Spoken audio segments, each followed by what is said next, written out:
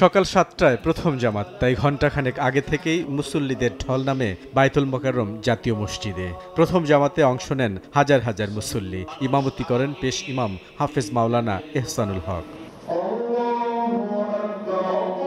ঈদুল আজহার নামাজ শেষে পশু কোরবানির আনুষ্ঠানিকতা থাকার কারণে অধিকাংশ মুসল্লি প্রথম দিকের জামাতগুলোতে অংশগ্রহণ করেন। নামাজ শেষে মুসল্লিরা জানান, মনের পশুত্ব কোরবানির মাধ্যমে আত্মশুদ্ধি অর্জন করতে চান তারা। মনের যে পশুত্ব যেটা আছে এটাকে কুরবান করার মাধ্যমে আমরা সবাই মিলেমিশে একটা সমৃদ্ধ বাংলাদেশ গড়ার জন্য সবাই যেন ভূমিকা রাখতে পারি। কোরবানির যে ইতিহাস, এটাকে ধারণ করতে হবে, এটাকে লালন করতে হবে।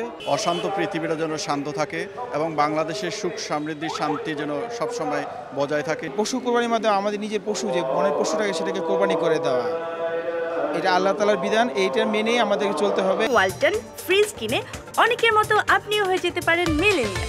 সেরা পণ্যের সেরা অফার।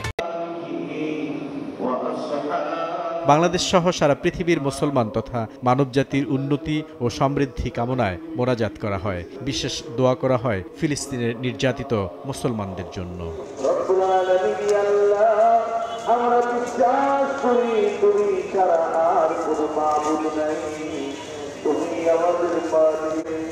সারা পৃথিবীর জন্য দোয়া করছে, ফিলিস্তিনিদের জন্য দোয়া করছে।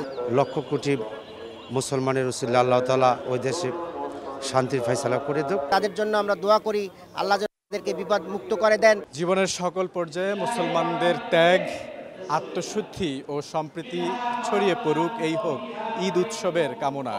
ঈদের অনাবিল আনন্দে পূর্ণ হয়ে উঠুক প্রতিটি মানুষের জীবন। এদিকে জাতীয় সংসদ ভবনের টানেলে ঈদুল আজহার নামাজের জামাত অনুষ্ঠিত হয়েছে।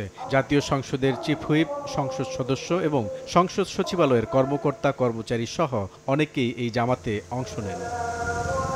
বুলবুল রেজা, সময় সংবাদ, ঢাকা।